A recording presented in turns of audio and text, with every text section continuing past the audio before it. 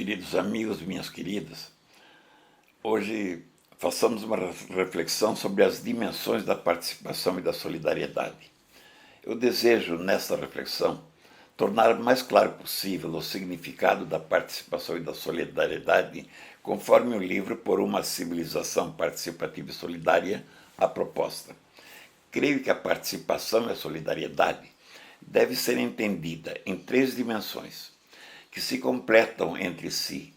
todas três necessárias para a sustentabilidade do processo civilizatório e sua evolução. A primeira dimensão,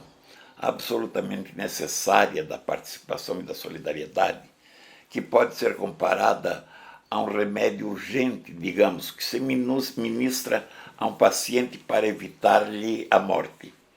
É aquela que praticam pessoas individualmente ou grupos caritativos que crescem e se fazem presentes em todo o mundo, minorando o sofrimento e a mortalidade, fruto da desigualdade social, da insensibilidade dos que detêm o poder ou a riqueza,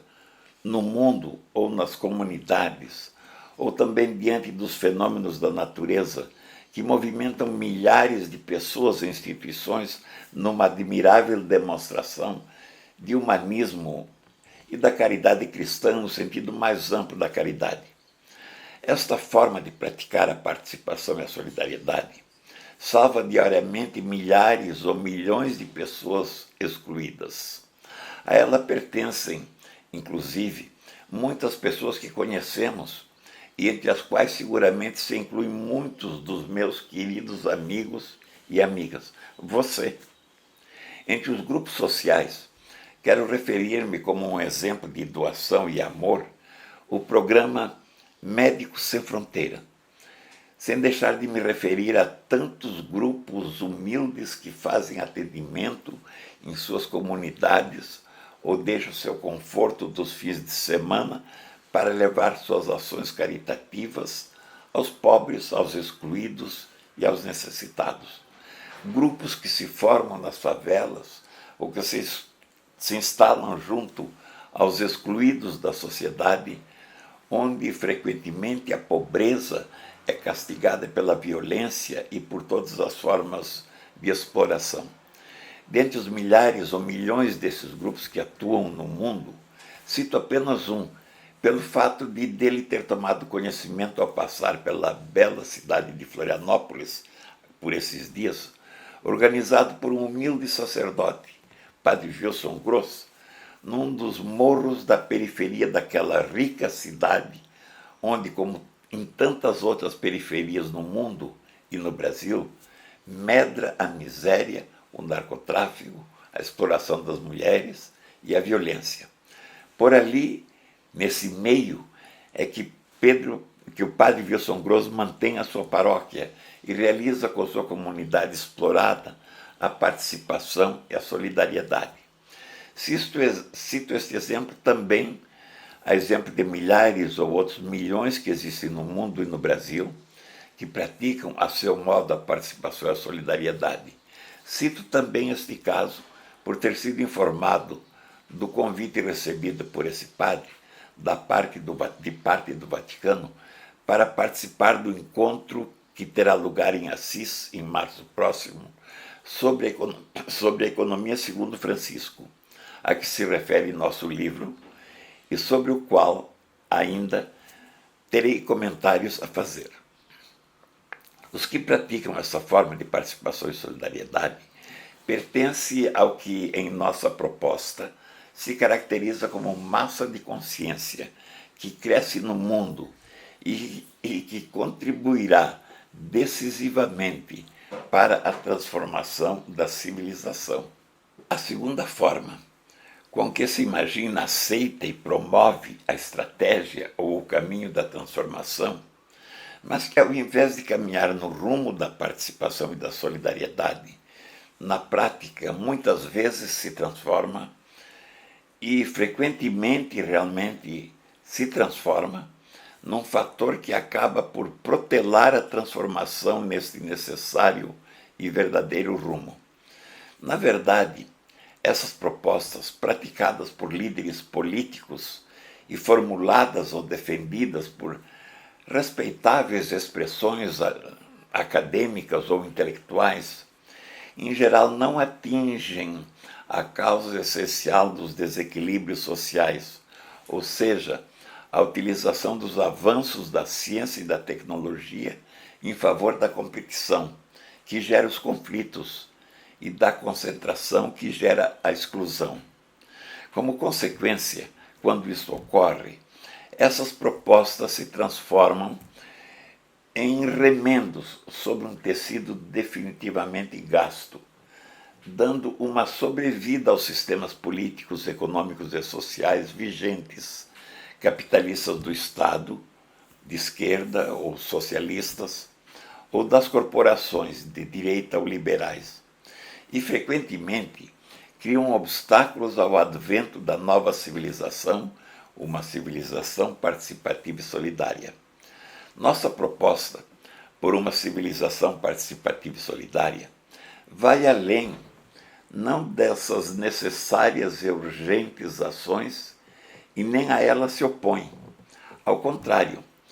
tendo-as como necessárias e urgentes, simplesmente dá um passo adiante, completando-as na consciência de sua importância para evitar a ruptura ou o colapso da organização social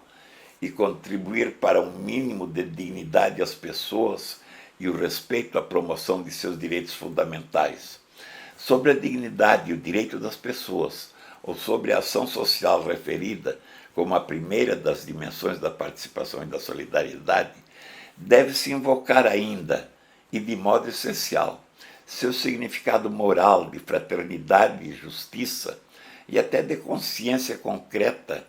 de que, seja qual for o sistema, sempre haverá a necessidade da prática do amor e da caridade, ou da assistência ao próximo, especialmente aos excluídos ou necessitados, mesmo porque foi o próprio Cristo a alertar que pobres sempre tereis entre vós. Mas se a organização social ou a civilização não for capaz de reverter os rumos da exclusão e da desigualdade, ou seja, da competição e da concentração, que os avanços da ciência e da tecnologia permitem continuar fazendo crescer em velocidade exponencial, se a sociedade ou a civilização não for capaz de criar um novo sistema onde a ciência e a tecnologia seja posta em favor da desconcentração, que viabiliza a participação, e da cooperação, que viabiliza a solidariedade, muito se terá feito, muito será trabalhado, mas tudo continuará fazendo crescer a insustentabilidade da civilização em que vivemos, no rumo de alguma forma de ruptura. Por isto, por uma civilização participativa e solidária, a proposta, o nosso livro, de forma alguma contraria a ação caritativa ou de assistência social praticada por tantas pessoas em instituições que constituem verdadeira massa de consciência que cresce no mundo, como as caracteriza e analisa o livro. Da mesma forma, também não contraria ou desestimula as necessárias e urgentes reformas nos sistemas ou governos vigentes, no sentido de diminuir o rumo da concentração e da exclusão que aumentam as condições de conflito e da própria concentração e exclusão. Tudo isto considerado, e em complementação a essas ações, o livro apresenta a proposta de transformação das instituições políticas, econômicas e sociais no rumo de uma sociedade desconcentrada, como única forma de torná-la participativa, e no rumo de uma sociedade cooperativa, única forma de torná-la solidária, harmonizando assim os valores da massa de consciência a que me referi, num processo de verdadeira amorização do mundo com os avanços da ciência e da tecnologia. Estou certo que, se este rumo não for assumido e adotadas para modificar as instituições políticas, econômicas e sociais,